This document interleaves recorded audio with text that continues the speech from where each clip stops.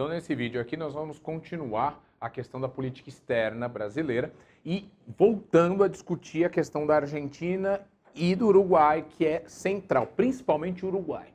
Tá? Então, conforme a explicação for avançando, eu espero que vocês consigam fazer as conexões necessárias para chegar a entender depois o que vai acontecer com o Paraguai. Tá? Então, vamos por partes. Depois de 1852, quando Rosas foi derrotado, a Argentina passa por um momento que dura mais ou menos 10 anos de assentar as tensões. Então, o que acontece? A intervenção brasileira na Argentina em 52, ela apoia uma revolta dos caudilhos do interior contra Rosas. Um deles é Urquiza, que acaba assumindo a presidência do país. Rosas nunca foi presidente da Argentina, ele foi governador de Buenos Aires, que governava com o apoio dos outros caudilhos, que depois se revoltam contra ele, devido à postura ditatorial de Rosas. O que acontece? A partir de Urquiza, a Argentina começa a ter um presidente, então já começa a ter um governo que está se formando ali. E principalmente a partir de Mitre, que assume a presidência da Argentina em 1861, você começa a ter um processo de construção de um Estado nacional, onde Buenos Aires vai ser a capital e vai comandar o restante do país. O que acontece? Quem é favorecido agora, a partir dos anos 1850 e 60? Os unitários. Então, entre a década de 20, 30, 40, 50, época de Rosas, eram os federalistas, os caudilhos. Depois, esse poder dos caudilhos começa a ser controlado a partir de uma formação de um governo nacional, com os unitários. Então, a partir dos anos 60, quem comanda a Argentina são os unitários de Mitre. Tá. Só que, vamos lembrar de uma coisa. A Argentina começa a fazer um Estado unitário, um Estado centralizado, com os unitários no poder e os caudilhos começam a ser afastados. O que acontece no Uruguai? A intervenção brasileira em 1851 favorece os colorados contra os brancos. A Guerra Civil do Uruguai termina com a intervenção brasileira. Após os anos de 51, 52, 53, as tropas brasileiras saem do Uruguai e o Uruguai começa também a se organizar como um Estado. Só que, no começo da década de 60, de 1860, os brancos, que haviam sido derrotados na Guerra Civil por intervenção brasileira, voltam ao poder no Uruguai através de eleições. E o governo branco começa a governar o país na década de 60. Então eles voltam, apesar da intervenção brasileira. Só que tem um detalhe. Lembra que eu falei para vocês que a Guerra Civil do Uruguai se misturava com a Guerra Civil da Argentina? Onde os colorados do Uruguai tinham o apoio do Brasil, mas também tinham o apoio dos unitários da Argentina. Falei isso no vídeo passado. E os brancos do Uruguai tinham o apoio dos federales da Argentina. O que acontece? Com a formação de uma Argentina unida, com os unitários governando, se agora os unitários governam, os unitários não mais apoiam os brancos. Os unitários apoiam os colorados. Lembra da Guerra Civil? Os brancos têm o apoio dos federales da Argentina. Os colorados, o apoio dos unitários. Com a união da Argentina, o governo argentino agora acaba apoiando os colorados na disputa política do Uruguai. Percebem? E o que acontece? O Brasil apoia quem? Apoia os colorados. Pela primeira vez na história, o Brasil e a Argentina apoiam o mesmo partido político no Uruguai, que é um país central nas relações entre Brasil e Argentina, porque é o país que está no meio entre os dois. Então, a política externa brasileira e a Argentina começa agora a se aproximar, devido à questão uruguaia. A política externa de um país, ela é reflexo do governo deste país. Então, se o governo muda, a política externa muda junto, porque os interesses mudam. Tudo isso é mutável. Então, nós não podemos pensar que uma realidade dos anos 50, dos anos 40, foi mantida nos anos 60, nos anos 70. Os governos mudam, as alianças mudam, tudo muda. Então, você vê que o cenário na região do Prata vai se alterando. A Argentina não está mais em guerra civil, O apoio que os federalistas davam aos blancos do Uruguai acaba, porque agora os federalistas não governam mais a Argentina, e agora os unitários apoiam os Colorado do Uruguai e, portanto, se aproximam do Brasil.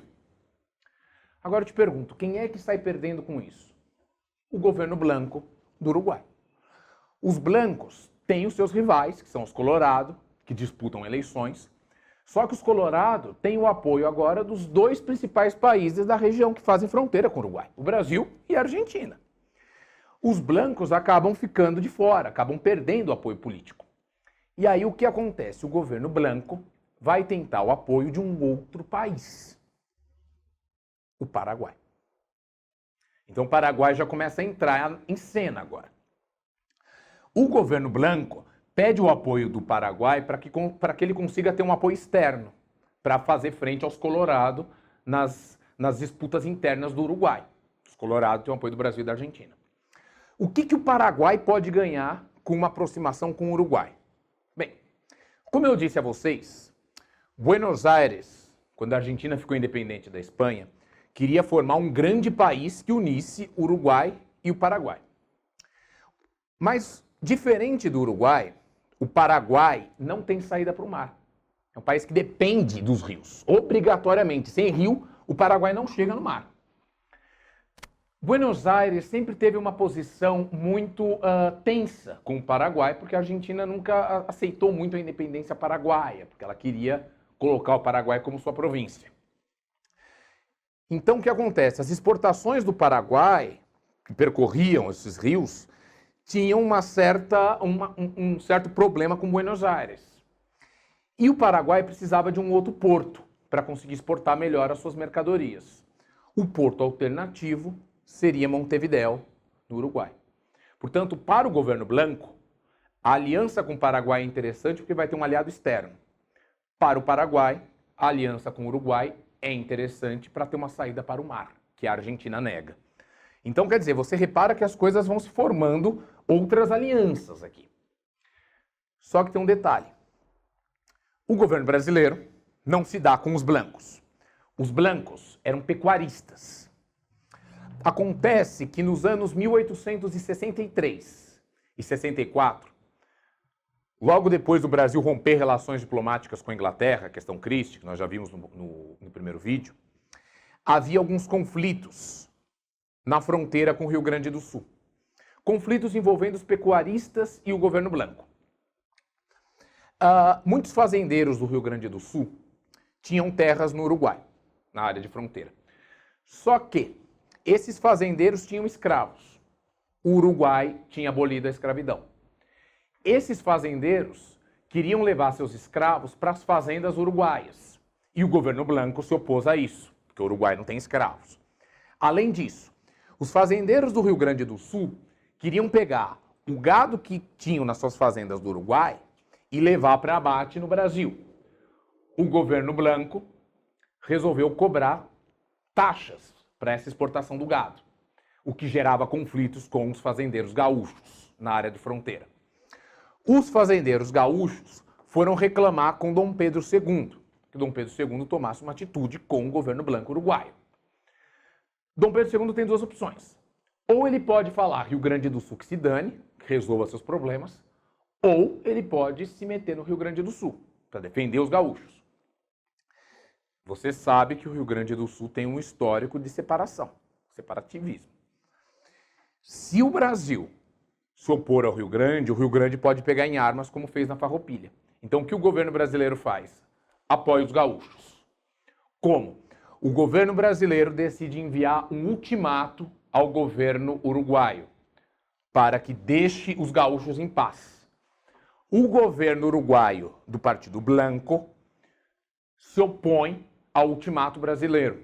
Diz que vai manter a sua política com os fazendeiros gaúchos. Dom Pedro II dá ordem para invadir o Uruguai de novo, para derrubar os blancos de uma vez por todas. Qual é a posição da Argentina? Ela apoia, porque ela apoia os Colorado agora, o governo unitário. A alternativa aos blancos são os Colorado. Só que tem um problema. Se o Brasil invade o Uruguai é governado pelos blancos. E os blancos são aliados do Paraguai. Quando as tropas brasileiras invadem o Uruguai, o Paraguai, para defender o Uruguai, declara guerra ao Brasil. E aí começa a Guerra do Paraguai. Então observa que o Uruguai acaba sendo o grande pivô dessa história. Mas eu vou continuar falando disso no nosso próximo vídeo.